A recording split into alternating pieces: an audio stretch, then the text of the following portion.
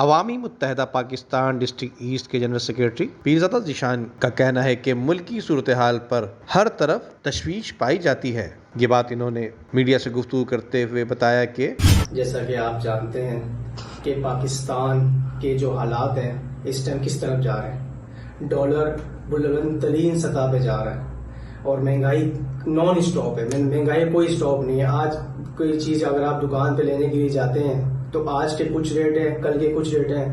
عوام جب سے پاکستان بنا ہے عوام سوچنے سے مجبور سوچ ہی رہی ہے، اس کے بچائے اس کے بعد کوئی چارہ ہی نہیں ہے، کوئی چانس ہی نہیں ہے۔ جو حکومت آ رہی ہے وہ اپنے پلاننگ دے رہی ہے، جو بھی حکومت آ رہی ہے وہ اپنی پلاننگ دے رہی ہے۔ بالخصوص بڑے افسوس کے ساتھ ہم لوگوں کو کہنا پڑتا ہے کہ کراچی جو پاکستان کا بزنس کا مین گڑھ ہے، جس کے پہیے سے پورا پاکستان چلتا ہے، آپ دیکھیں اس کے حالات کیا کر دیے گئے ہیں۔ پورے کراچی کو تباہ و برباد کرنے کی ان سیاستدانوں کی پوری کوشش ہے اور وہ کر دی ہے انہوں نے۔ کوئی چھپا ہوا نہیں ہے ان لوگوں نے کیا حالات کیے، عوام سب دیکھ رہی ہے۔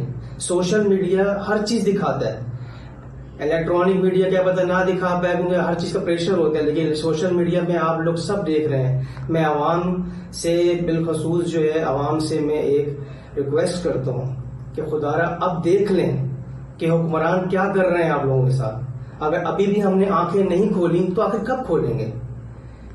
ہمارے چیئرمین عوامی متحدہ پاکستان مدثر العداد صاحب کا سب سے بڑا جو ایک مشن ہے کراچی کا۔ عوامی متحدہ پاکستان کے پیرزادہ ذیشان نے بتایا کہ مہنگائی کا جن بے قابو ہوتا جا رہا ہے اور حکومت اور انتظامیہ کراچی کو لاوارث بنانا چاہتی ہے، لہذا عوام سے درخواست کرتا ہوں کہ عوامی متحدہ پاکستان آپ کے مسائل کی آواز بن کر ان کو حل بھی کرانے کے لیے میدان عمل میں آ چکی ہے۔ Amjad Iqbal, M7 city news, Karachi.